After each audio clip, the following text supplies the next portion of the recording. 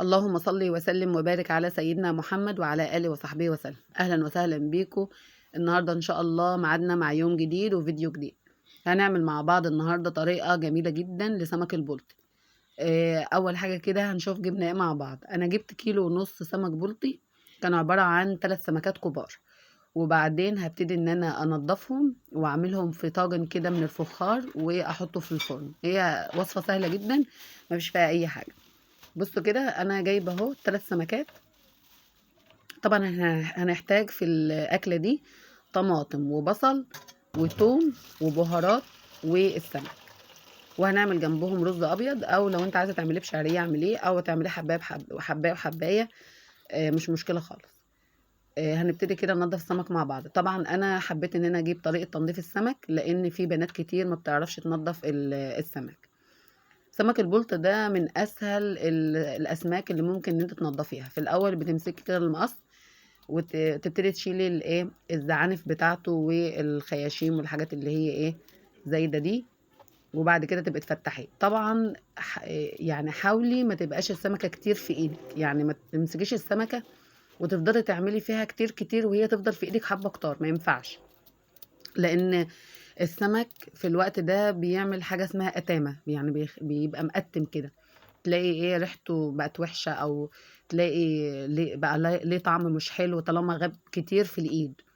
هتمسكي السمك، لو قدامك جنب السمك هتعملي ايه؟ يعني لو عندك سمك كتير وعايزه تنضفيه، هتمسكي السمكه تشيلي بسرعه بسرعه الخياشيم والحاجه والزعانف والحاجات اللي هي ايه حواليها دي. وكل ما تخلصي واحده ترميها في ميه، كل ما تخلصي واحده ترميها في ميه. بعد كده تشيليهم كلهم وترجعي تشيلي القشر كله كله كله وترمي في الميه برضو.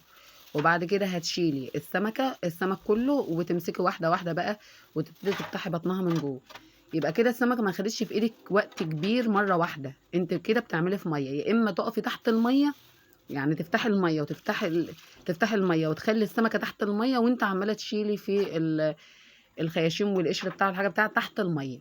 بس انا ما بحبش اعمل كده علشان القشر بتاع السمك ما ينزلش في الحوض ويكتم لي الصرف بتاع المواسير وكده. فانا بعمل ايه؟ انا بعمل كله على الصينيه وبنضف مكاني اول باول، وبعدين اخده تحت الميه واحده واحده بقى. طبعا انتوا فاهمين الكلام اللي انا بقوله يعني. بعد كده اهو شوفوا انا بشيل العظم اهو. انا شلت الاولانيه العظم بس ما فتحتهاش، ولا شلت القشر بتاعها ولا اي حاجه. يا دوب اول ما شلت الخياشيم والحاجه بتاعتها رحت رميها في الميه عشان ما تقتمش في ايدي. التانية نفس الكلام كده. طبعا هي علشان السمكه كبيره شويه، يعني السمكه دي نص كيلو، فالعظم بتاعها بيبقى جامد شويه. فيعني ايه صعب على الايد شويه، فبقعد ايه بتاخد وقت على بال ما تتعمل. لكن لو سمك اصغر شويه ما ياخدش وقت خالص كده. نشيل اول باول كده الحاجات اللي بتطلع دي. بصوا كده يا جماعه، السمكه كده بعد ما خلصت. طبعا انا خلصت كده سمكتين ودي التالتة، هما 3 سمكات. هبتدي بقى امسك واحده واحده واشيل القشر اللي عليها بسكينه حاميه. امسك سكينه حاميه كده ولها بوز علشان هقول لكم هتعملوا بها ايه. وتبتدوا ان انتوا تشيلوا القشر كده، وكل ما تشيلها شويه قشر كده تحط في قلب شنطه جنبك على اساس ان هي ما تنزلش في الحوض وانت بتغسليها اهي. لان الحاجات دي بتكتم البلاعات قوي يا جماعه، وخلي بالكم يعني، خلي بالكم من الحاجات دي لانها بتنزل تكتم الصرف كده. على طول كده خلي ايدك سريعه في السمك بالذات عشان ما تبقاش ريحته وحشه كده. دي طريقه تنظيف السمك البلطي. في ناس كتير ما بتعرفش تنضفه وبتجيبه متنضف جاهز من عند البياع. بصوا بقى الحته دي يا اما تنجريها كده بالسكينه زي بقيه القشره، يا اما تشيلي دي خالص. انا بحب اشيلها لان هي بتبقى فيها ايه ليش صغير قوي كده، بيبقى مش حلو وانت بتاكليه. فانا ببوز السكينه وبروح مطلعاها وشايلاها خالص. بعد كده بفتح بطنها كده واطلع الايه بطن السمكه خالص من جوه. طبعا لو السمك كبير قوي ولقيت فيه بطروخ ممكن تشيليه وتقليه في الزيت. بس السمك ده مش مبطرخ ومش كبير قوي، يعني ان البطروخ يبقى يعني مستاهل القلي وكده. خلاص. طبعا ايدك تحت الميه بقى على طول، اول باول تغسلي ايدك، اول باول تغسلي ايدك. شوفوا بقى من جوه السمكه عامله ازاي. شوفوا بقى دلوقتي بعد ما تغسليها هنعملها ازاي. ارمي بقى في الميه كده، عملتها اهي، ارمي في الميه. والاتنين التانيين زي ما هما برضو نفس اللي انا عملته في السمكه دي هعملهم في السمك التاني. عشان ما اطولش عليكم انا عملتهم كده بره الكاميرا يعني. بعد كده مسكت بقى، بصي بوز السكينه، وتبتدي ان انت تعملي العضميه اللي جوه دي بالسكينه كده عشان تشيل الدم اللي موجود. هتعملي بالسكينه وترجعي تغسلي بايدك ايه الحتت اللي في الجوانب دي، ايوه كده، تحت الميه بقى، تحت الميه واحده واحده اهي، من فوق ومن تحت. وترجعي تمسكي السكينه وتمشي تاني على القشر اللي بره عشان ما يفضلش فيها اي حاجه، لان لو فيها قشر او اي ليش صغير او اي حاجه بيضايق او اي حد بياكل يعني، بيبقى ده دليل ان انت ما نضفتوش كويس. تشيلي اي حاجه سودا بقى من بطن السمكه لغايه ما تخلي بطنها من جوه بيضه وبافته وزي الفل اهي. طبعا انا لسه ما جهزتش اي حاجه في الطاجن بتاعي، انا كل ده لسه بنضف السمك. طبعا انت تقدري ان انت كل مثلا اسبوع او كل اسبوعين تروحي سوق السمك، تشتري السمك، كميه السمك اللي انت عايزاه. شوفوا انتوا بتاكلوا بقى في الاسبوع كام اكله سمك، مثلا مرتين في الاسبوع مثلا، كل اسبوعين هتروحي تجيبي 4 اكلات سمك مختلفين بقى زي ما انت عايزه، وتبتدي ان انت تمسكوهم مره واحده، يعني زفره واحده بقى وعكه واحده. وبعدين تمسكي تروحي منضفه كل واحده، كل نوع سمك بيبقى عايز تنظيف معين، تنضفي وتحطي في اطباق من اللي هي الفبر، وتغلفيها يا اما في اكياس محكمه الغلق، وتروحي حطها في الفريزر. كل بقى اكله باكلتها كده تطلعيها.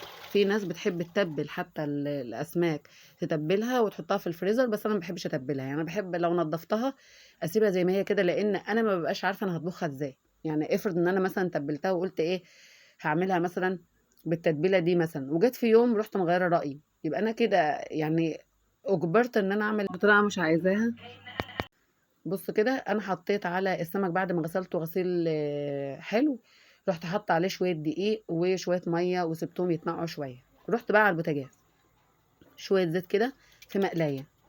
انا هقولك ليه عملتهم في مقلايه، لان انا المفروض ان انا هعمل الطاجن ده في الطاجن الفخار.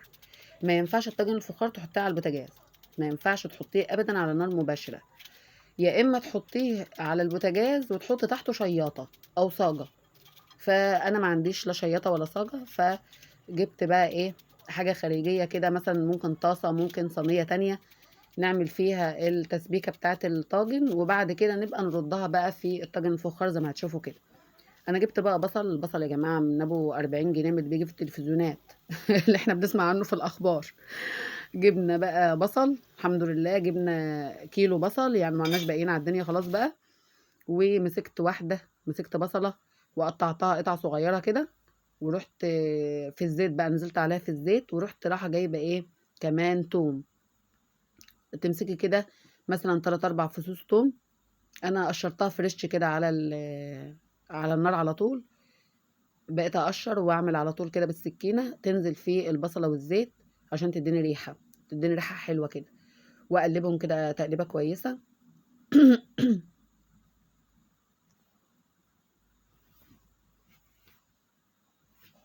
كده طبعا التوم ما ينفعش تحطيه مع البصل في الاول، لان التومه بتحمر قبل البصله، فبتستنى شويه يعني تشويحتين كده للبصله، وبعد كده بتنزلي بالتوم. بعد كده بقى نزلت بيه ملح وفلفل وكمون وسبع بهارات وزعتر، ونزلت بيه بابريكا وشطه وجوز الطيب مطحونه تاني، ملح فلفل كمون، بودرة، وحطيت بودرة ثوم وبودرة بصل حطيتهم برضو، وحطيت 7 بهارات، وحطيت جوز الطيب مطحونة، وحطيت زعتر. الزعتر جميل جدا في الطاجن ده. بعد كده اي نوع سمك يعني بتلاقي الزعتر بيديني تيست عالي فيه يعني. بعد كده اقلب بقى البهارات اللي انا حطيتها دي مع البصل والثوم، وقلبتهم كده لغاية ما يطلعوا الريحة بتاعتهم.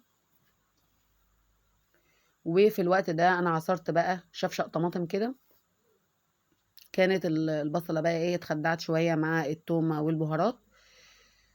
طيب قبل ما انزل بالطماطم، طبعا انا عصرت الطماطم ركنتها بس على جنب دقيقتين بس، ورحت رايحه جايبه بصله برده من ابو 40 جنيه برده نفس الكلام اللي بيجي في التلفزيون برده نفسه هو هو، ورحت رايحة مقطعة البصلة حلقات. طبعا انت عايزة بقى تقطعي بصلتين، تقطعي 3، مش مشكلة. انا قطعت واحدة بس على الواحدة اللي كنت عاملاها قطع صغيرة في الاول. بعد كده بقى قلبتهم شوية بس الحلقات مع البصل التاني، ورحت رايحة نازلة بشفشق الطماطم في التسبيكة. ظبطي حدقك خالص، ظبطي ملحك وفلفلك وكمونك وكل حاجة. وجبنا الطاجن الجميل بتاعنا ده، طبعا شطفته وحطيته كده عشان هنزل بالسمك وبعدين هنحط عليه التسبيكة. بصوا كده يا جماعة، السمك طبعا كان اتنقع بقى في الدقيق شوية وشطفته بقى من الدقيق. شوفوا انا بوريكم بقى بطنه من جوه، شوفوا ما شاء الله زي الفل، ولا في ريحة اتامة ولا اي حاجة. طبعا انا حطيت عليه دقيق، والمفروض ان بيتحط عليه ليمونة كمان او ليمونتين عشان ما يبقاش فيه ريحة زفرة خالص، بس ما كانش عندي ليمون واكتفيت بالدقيق. ما شاء الله كان زي الفل بصراحة. هنزل بقى بكمية السمك اللي موجودة عندي في الطاجن كده. طبعا الوصفة دي خفيفة جدا، ما فيهاش نسبة دهون كتير، يعني ما فيهاش سمنة، فيها حبة زيت صغيرين جدا على قد بس ما خدعت فيها البصلة. والملح والثوم والحاجات اللي فيها دي برضو بنسب معقولة. ما هتلاقيش نسب كوليسترول كتير في الوصفة ديت ولا دهون ولا أي حاجة. فما شاء الله عليها جميلة جدا، وتنفع اللي بيعملوا رجيم وحاجات من دي برضو، لأن ما فيهاش دهون عالية. بعد كده التسبيكة اللي أنا عملتها على البوتاجاز يا دوب غلوة واحدة بس، وباروح نازلة على السمك. وممكن ما تسيبهاش تغلي أصلا، لأن هي كده كده أنت هتشيليها ببعضها كده، تحطها في فرن البوتاجاز وتشغلي الفرن من تحت لغاية ما تغلي خالص وتستوي معاكي في قلب الفرن. طبعا أنا مش مولعة النار على الطاجن الفخار ده، ما ينفعش. أنا عملت التسبيكة بره في الطاسة، ورصيت السمك في الطاجن، مفيش تحته نار، ورحت نازلة بالتسبيكة عليها. أصبح كده الطاجن عندي فيه التوم وفيه البصل متقطع حلقات، فيه البصل متقطع قطع، وفيه البهارات والسمك. بعد كده بقى أشغل الفرن من تحت ومن فوق، فرن غاز بقى فرن كهرباء اللي عندك يعني. بس أنا بقى بعد ما حطيته كده وقفلت، رجعت تاني. أيوة كده، رجعت تاني غطيت الطاجن، جبت الغطا بتاع، انا هو الطاجن ده لغطا. لو انت مفيش عندك غطا وما غطيتهوش بغطا ليه او حاجه، احط عليه ورقه الومنيوم او قصدير علشان تكتم الحراره جواه وتخليه يغلي بسرعه ويستوي معاكي. طبعا السمك ملوش روح اصلا، ما بياخدش وقت في الفرن اصلا يعني، فيا دوب يستوي وتروح سايباه من فوق بقى ياخد نار من فوق كده ان هو يتحمر ويبقى زي الفل معاكي. بعد كده بقى جيت كمية الرز اللي انا عايزاها ورحت غسلاه، وطبخت الرز بالطريقة المعتادة عادي، ان انا اشوحه في الزيت وعليه الملح والعقد بتاعه مية مغلية، واسيبه يتشرب خالص، وبعدين اوطي عليه النار واسيبه واقلبه تقلبتين يبقى زي الفل معايا. طبعا انا مش هجيب طريقة طبخ الرز يعني، لان انا جبتها كذا مرة، وبصراحة التليفون كان فصل شحن وانا رايحة أنزل بالرز فيه.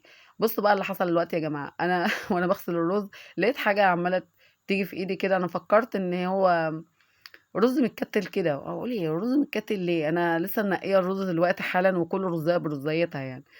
اكتشفت إن الدبلة اللي أنا لابساها وأنا باغسل الرز نزلت في قلب الرز. يعني وأنا باغسل كده الدبلة نزلت في قلب الرز وأنا مش واخدة بالي، وقعدت أغسل وألاقي حاجة في إيدي جامدة وأنا مش عارفة دي إيه، في الآخر خالص بابُص لقيتها الدبلة اللي في إيدي. يعني كان ممكن الرز يتطبخ بالدبلة فيه، يعني شوفوا بقى، يبقى رز بالدهب. كده بقى أنا غسلت جامد أهو، وبعدين بقى أصفّي خالص بقى الرز معايا وأشوّحه في الزيت واعمله بالطريقة اللي إحنا عايزينها. طبعًا لو أنتِ عايزاه رُزاية، رُزاية هتاخدي شوية رز من ده في حبة الزيت تقلبيهم لغاية ما يحمروا، وبعدين تنزلي عليهم بالرز الأبيض وتقلبيهم وتطبخوهم عادي زي ما إحنا بنطبخ الرز عادي. بُصّوا يا جماعة، الرز المصري اللي أنا باطبخه طبعًا المقدار بتاعه بتبقى كوباية مَيّة عليها كوباية الرز. يعني أنت هتحط مثلًا 3 كوبايات رز، نفس العيار اللي أنت عاملة بيه الرز حُط عليه 3 كوبايات مَيّة. ده الرز المصري العادي، غير الرز البسمتي خالص اللي بياخد الضعف مَيّة على كمية الرز. بعد كده بقى السمك أحمر من تحت ومن فوق ما شاء الله، بقى مستوي معايا وبقى مِيَّة، مِيَّة. بس أنا يعني أنا ما غرفتش بصراحة الأكل معاكم النهارده، لإن أصلًا ما كانش في حد موجود إن أنا أغرف الأكل إن هو ياكل أصلًا. يعني أنا بامنتج الفيديو دلوقتي، إحنا بقينا دلوقتي الساعة 3:00 أهو، ويعتبر لسه يعني ما حدش اكل، يمكن الا 1 أو 2، فما رضيتش ان انا اغرف الاكل من ساعتها يعني عشان ما يبردش. وبالهنا والشفا على قلوبكم كلكم. وما تنسوش تشتركوا معايا في القناه وتفعلوا زر الجرس عشان يوصلكوا كل جديد. وبالهنا والشفا وتصبحوا على خير.